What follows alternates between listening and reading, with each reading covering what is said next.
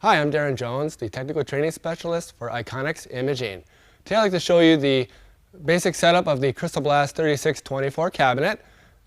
First, I'd like to show you how the air hookup would work.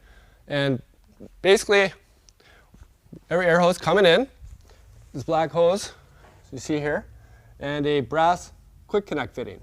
Simply pull back on the brass fitting, push it over the quick connect, and set in place. After the air is hooked into the blaster, we are now ready to add the abrasive. And what I'm going to be using today is a silicone carbide abrasive that you would generally get with a CrystalBlast machine. This abrasive, it lasts longer than standard abrasives like aluminum oxide, 2 to 3 times longer typically. It also self-sharpens, and it has a flashlight effect. So when it hits your substrate, it's going to glow.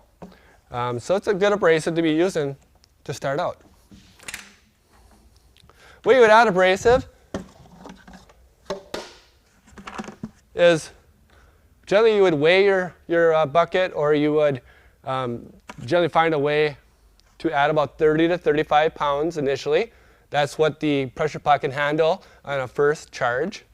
What you would do is simply pour it through the metal grates inside the cabinet, and it's going to fall right through.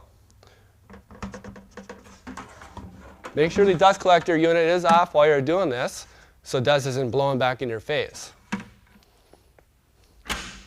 All right, we've added our 30 to 35 pounds of abrasive. Next, what we're going to do is put the abrasive that's in the hopper area into the pressure pot. What you want to do here is make sure that the through-way valve here is in the upright position. That means that the pot is depressurized. What you do next is push on this black ball. And that's going to allow the abrasive to fall down into the pressure pot, so everything will be contained within this unit. So hold down on it maybe 10 to 15 seconds so all the abrasive falls completely. After your pot's full with the abrasive, what you could do next is adjust your regulator pressure. And that's done by pulling up on this black cap. You can turn it clockwise to increase the pressure. Counterclockwise would be decreasing the pressure. Your gauge needle is going to move to where you're turning your dial at.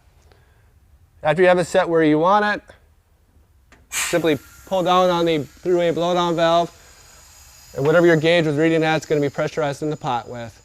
That's going to be your blasting pressure, and that's going to vary depending on what substrate you're going to be using, as well as what film, and also what application.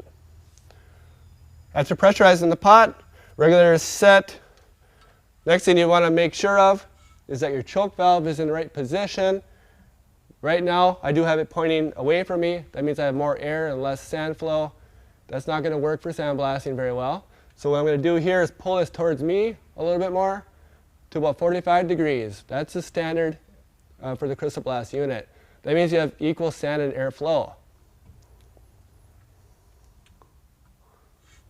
If you had it pointing towards you for any reason, you'll get more sand and less air. That'll flood your lines like crazy, so I wouldn't recommend that. Now, we have a foot pedal assembly.